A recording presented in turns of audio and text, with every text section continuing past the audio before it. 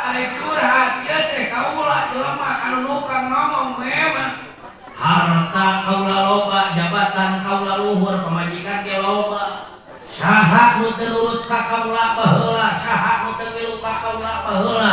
Jelema aleungkeun teu ngabandaleut teman-teman nyadar pina budak-budak kaula. Baheula budak-budak kaula ngan hiji nuku kaula teu dijalankeun teh teu turut kanu nyieun. Teturut kanu dilahirkeun nyata Kangjeng Nabi sehingga geus dijelaskeun qul in kuntum tuhibbunallaha fattabi'uni lamun cinta ka aing ceuk kumaha kawasa mangka tuturkeun utusanna nyaeta Kangjeng Nabi ngan kaula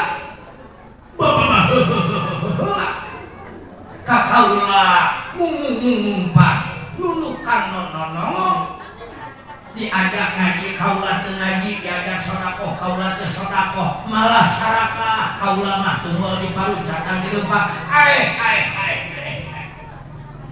mata kieu kaula karasa ayeuna malah geus dijelaskeun dina surah Al-Mulk wa qalu law kunna nasma'u aw naqilu ma kunna fi ashabis sa'ir. Geus dijelaskeun ieu baheula kaula ngadenge ngarasa ngarempo ngan kaula teu amal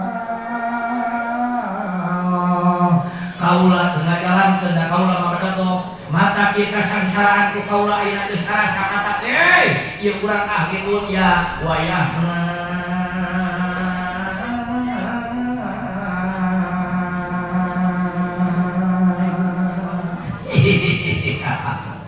kapan sorana kitu